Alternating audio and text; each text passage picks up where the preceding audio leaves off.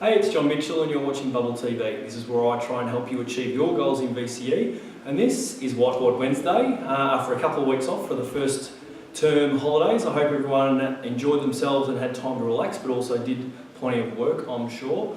And today I'm going to try and answer another one of your questions, but what's actually happened over the last couple of weeks, I've had a few different questions, but about the same topic, and it's about management structures. So we're going to try and go through that. And what some of the questions I've had is that some students are struggling to understand management structures, but they're also struggling to remember some of the content in management structures. So today we're going to look at a few different questions because the first thing I want to let you know is that you're not alone in that and that a lot of students struggle. So let's have a quick look.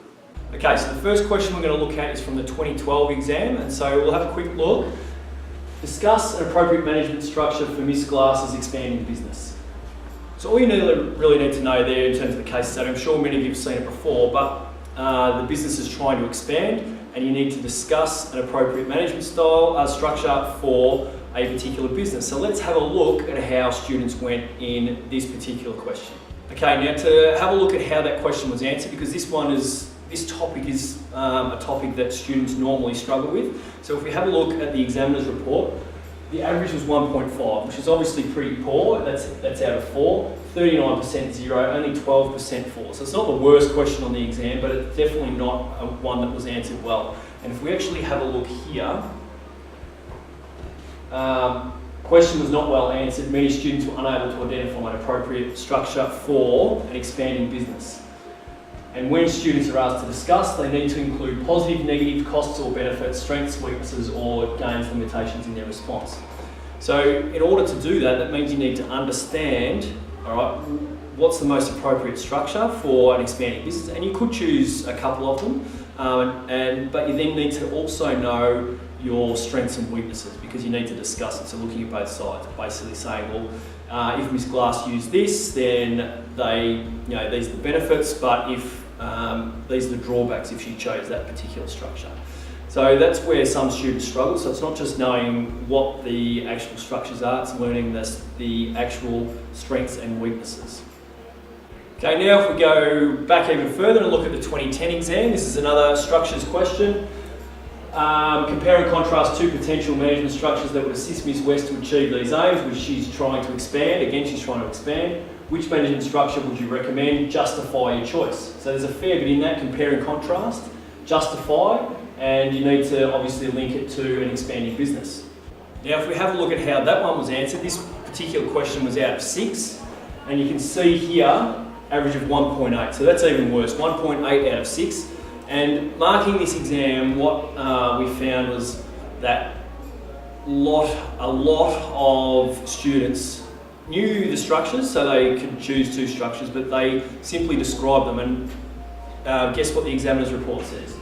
Generally, this question was not well answered. Most students simply describe 2 management structures without comparing and contrasting them. Now, to be able to compare and contrast them, you need to be able to look at the similarities and differences of the actual features of 2 structures. So again, 2 questions we've gone through, you need to know the strengths and weaknesses, and in this one you need to know the actual features and you need to be able to compare and contrast, or these days they just say the term comparing, where they want the similarities and differences between 2 particular structures.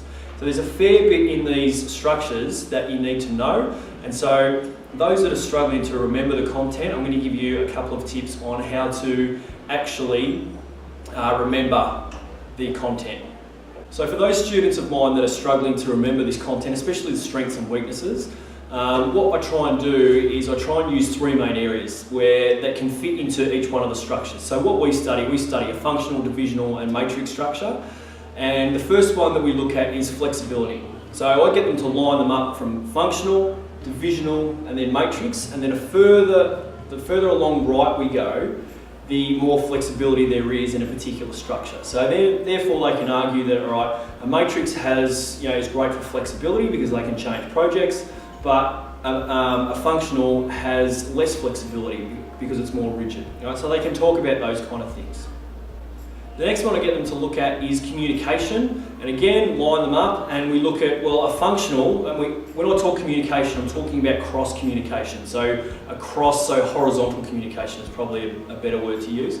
So in a functional, one of the limitations there is that it's not great for horizontal communication. There can be conflict between the functions. And in a divisional and a matrix, that again improves in actual horizontal communication. So that's another thing that we look at, is communication. So we've got flexibility and communication, and there's one more to go. And the third one I get them to focus on is duplication of resources. So we look at a functional model, how it has less duplication of resources, and then we look at a divisional, which has lots of duplication of resources, and a matrix, which can have both, but is often duplicates resources also.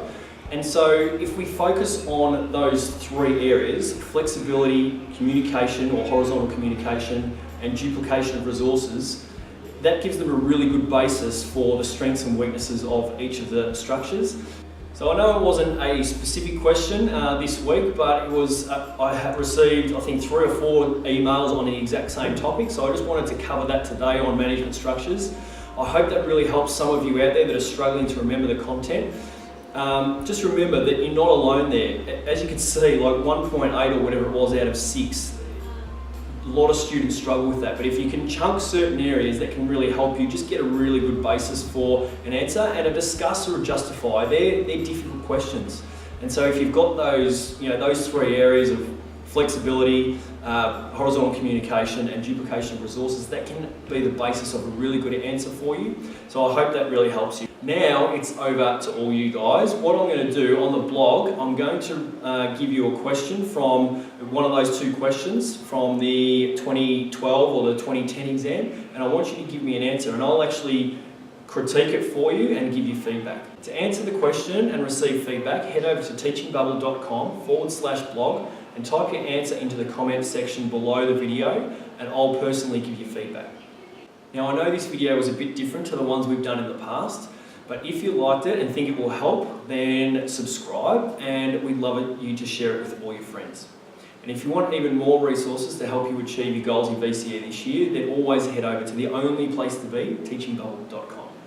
Continue to stay focused on your goals and dreams. Work hard and don't be scared to ask for help. You really can achieve what you set your mind to. Thank you so much for watching, and I'll see you next time on Bubble TV. Revision lectures are coming up. Want in? For more information, come over to teachingbubble.com.